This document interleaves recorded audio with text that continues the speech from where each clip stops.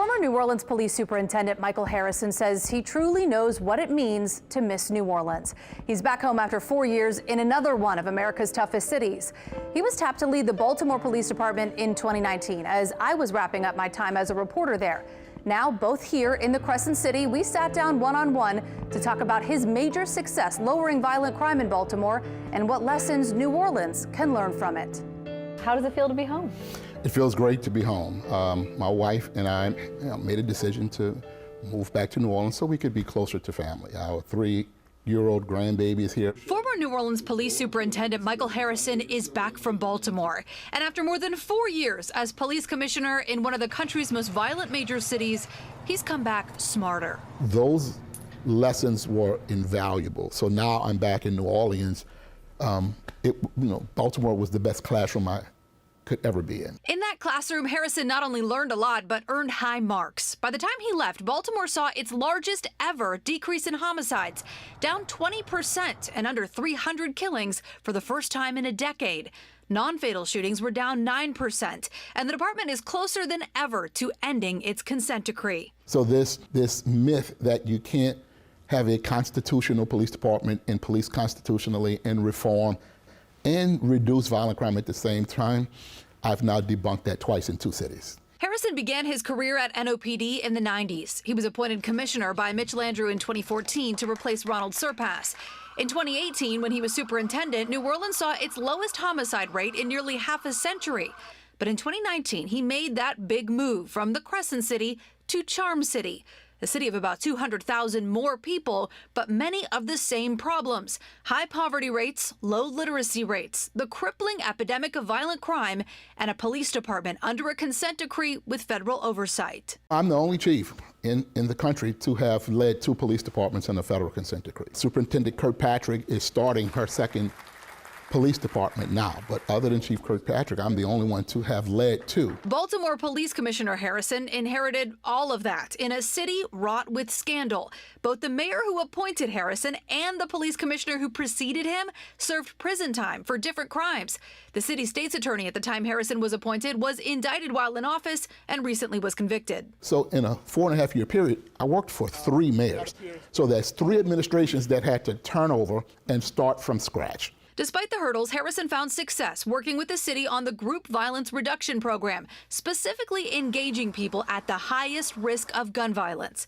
He left in June 2023 with a historic dip in violent crime and high praise from the judge overseeing Baltimore's consent decree.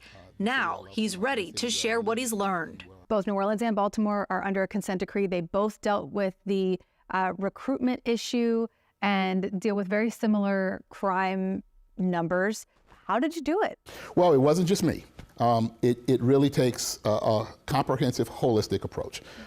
I really believe, learning this in New Orleans, but I really believe there are 5 things that have to be addressed in order to really have a positive effect on crime, namely violent crime, and that's prevention, intervention, enforcement, rehabilitation, and reentry.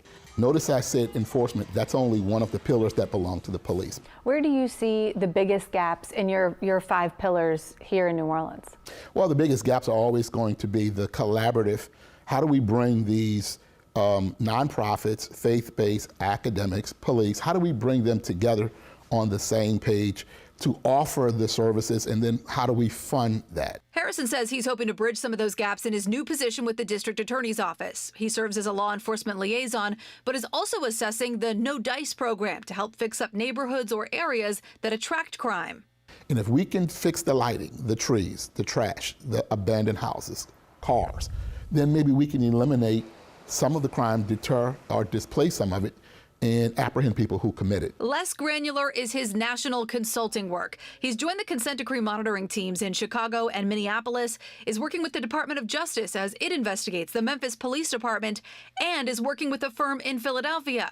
Still, New Orleans is home. I wanted to make sure that I'm doing work to help the city I love so much, in the city where I live again and where I was born and raised. When it comes to deterring crime in Louisiana, Harrison says he does support Governor Jeff Landry's calls to place a permanent Louisiana State Police troop in New Orleans.